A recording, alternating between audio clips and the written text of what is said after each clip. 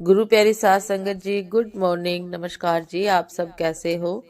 आशा करती हूँ, बाबा जी के श्री चरणों में अरदास करती हूँ कि मालिक की कृपा से, निरंकार दातार की मेहरबानी से आप सब बहुत खुश होंगे, मौज बहार में होंगे और अवश्य ही भजन सिमरन में होंगे। साध संगत जी, मैं हाजिर हूँ आज का विचार लेकर। साध संगत जी, हमें परमात्मा से बिछड़े हुए कई युग बीत गए हैं। हम पर काल के प्रभावों का बहुत गहरा असर है।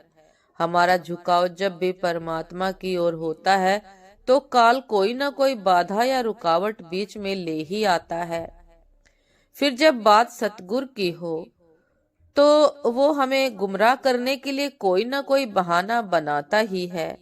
वो हमारे अंदर झूठी तड़प और याद जागृत करता है। पर सतगुरु काल की इन सारी करतूतों से भी वाकिफ होते ही हैं। वे हमारे अंदर सच्ची लगन देखना चाहते हैं। जैसे आसमान में गहरे बादल छा जाते हैं तो हमें लगता है कि बहुत ही तेज बरसात आएगी और हमारे मन में कई ऐसे संशय आने लगते हैं कि यह बरसात तो हर जगह होगी और न जाने कितना समय या दिन चलेगी। पर हवा का एक झोंका आता है और सारे बादलों को आगे ढकेल कर ले जाता है और हम जैसे के तैसे रह जाते हैं। हमारे मन में भी कई बार ऐसे ही सतगुरु की याद या तड़प आ जाती है, पर वह सच्ची न होने के कारण बिल्कुल ही गायब हो जाती है और हम हताश हो जाते हैं। परमात्मा की सच्ची याद इतनी आसान नहीं है। जब तक हमारे सारे ख्याल मिटकर शून्य अवस्था में नहीं आते तब तक परमात्मा हमारे घट में विराजमान नहीं हो सकते। पानी अगर हिलता डुलता हो तो हम उसमें अपना चेहरा नहीं देख सकते। जैसे ही पानी स्थिर होता है तो हमारा चेहरा भी साफ सुथरा दिखाई देने लगता है। ठीक ऐसे ही जब तक हमारा सुमिरन भजन पक्का नहीं होता, शरीर पूरी तरह स्थिर नहीं होता और तब तक मन भी स्थिर नहीं होता। फिर जब तक मन स्थिर नहीं होता तब तक सतगुरु अंदर प्रकट नहीं होते। तो सत्संग जी, कहने का मतलब यही है कि सुमरिन भजन में मन लगे या नहीं लगे, हमें पूरा समय देना ही है।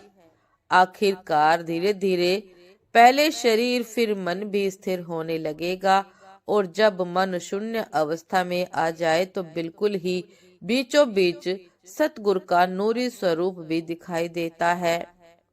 जरूरत है सिर्फ बैठने की, जरूरत है अपने तन को स्थिर करने की, जरूरत है अपने मन से दुनिया के ख्यालों को हटाकर सुमरिन में लगाने की। फिर हमारी यह सूरत अपने आप ही आंतरिक रूहानी मंडलों में उड़ान भरने लगेगी।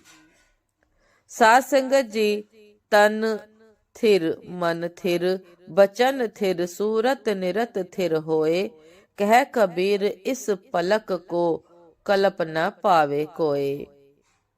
साध संगत जी, ये था आज का विचार कि हमें ध्यान करना है। हम ध्यान के माध्यम से ही निरंकार तक पहुंच सकते हैं। हमें अवश्य कोशिश करनी है, नित नेमी बनना है।